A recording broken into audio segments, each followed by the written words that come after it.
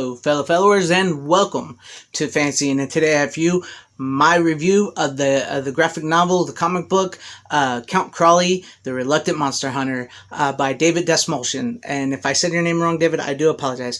I'm really bad with names. But some of you guys may know him as Polka Dot Man from this summer's Suicide Squad by James Gunn. So, you know, he is also a really talented writer as well. And he wrote this comic for Dark Horse called Count Crowley, Reluctant Monster Hunter, which I don't have a physical copy of it here. You know, I'm into physical media, you know, I like that. But I was sent a digital copy by one of his friends, Brandon Shifley. So big shout out to Brandon and Colin Shifley for turning me on to Count Crowley, because honestly I didn't know about it till I talked to them. So now I know about it, and I've read it, and it was everything I could hope for.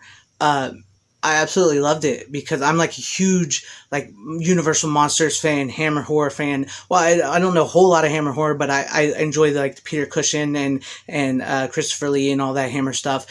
You know, I was always a bigger fan of Universal Monsters, and like also a huge fan of like Elvira and Svengoolie and you know, Joe Bob Briggs, which is sort of a take on this. And so to get into the story of this, it takes place in the 80s, which you know I love the 80s. This is my channel. I'm all about like retro 80s, 90s, stuff like that. So story takes place in the 80s. Our main character we follow is Jerry Bartman, who is a news anchor at her family-owned local news station, and she's kind of an alcoholic, and she doesn't know no on the air in the beginning of the story. And you know, her brother who runs the station, he doesn't want to fire her, but you know, he's at his wits end with her. He don't know what to do with her.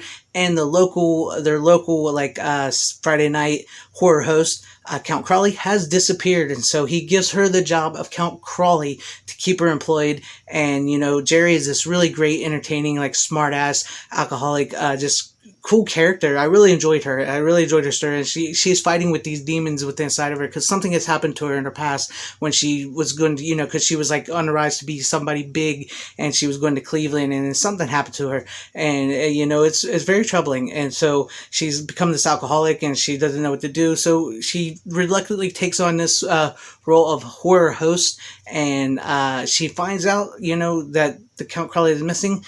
There was much more to his world than she anticipated after she gets attacked by a real-life werewolf. And, you know, she does the best to fend him off. She doesn't know what's going on, so she goes on this, like, journey to investigate. And I also felt a little bit like Kolchak, the night stalker, in there too, so that was really cool, and I really enjoyed that. So she goes on this journey, and she's being attacked by like this like zombie voodoo Frankenstein type zombie monster guy who's following her. And so she's investigating what happened to the original Count Crowley. And you know, she goes back to the original host of the show, Victor Freitz, which I love that name. I know that's got to be a name play on Victor Price, which I absolutely love.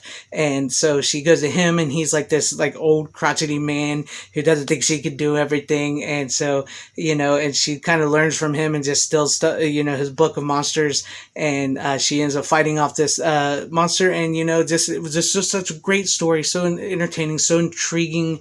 I loved it. There's something in this book for everyone, from modern audiences to people like me who just love older, you know, like the 80s and monsters and stuff like that. And it's very reminiscent of EC comics, you know, like with the you know, the horror comics. And they have like the Friar Fear, who's at the end of one of the comics, like one of the EC Comics mascot people there, who, like, you know, give you little quips about what just happened, what's coming ahead, which I really loved. And just, you know, the characters, everybody is fleshed out fully in this, and it just was a really great it was a really great comic book, graphic novel that, you know, like I mentioned in my RWA review, I haven't read a whole lot of comic books lately. I kind of stopped reading them because I haven't really liked what's come out lately. And, you know, surprise, surprise, I found RWA, and I found Count Crowley, and I really enjoyed Count Crowley because it gave me, like I said, it gave me those vibes, like, you know, Svengoolie and like Joe Bob Briggs and Elvira. And I know there's so many other like monster horror hosts out there across the country.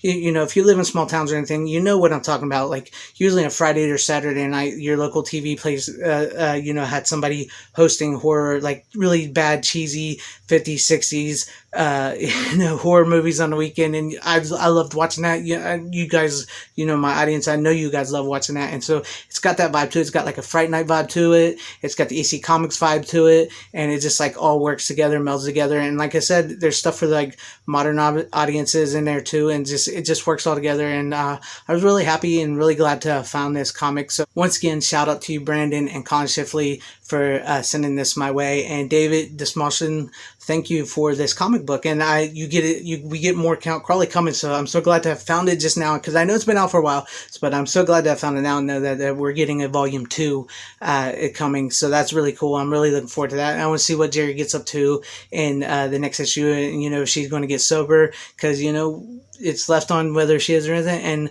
what monster she's going to fight, how she's going to deal with the Wolfman, and I'm just really looking forward to it. And you know, I really dug this. I really enjoyed it, and I can't wait to get into volume 2. So if you like this video, please give it a like. If you did not like this video, you can go ahead and give it a dislike. No hurt feelings here. Please share this video out for everybody to see.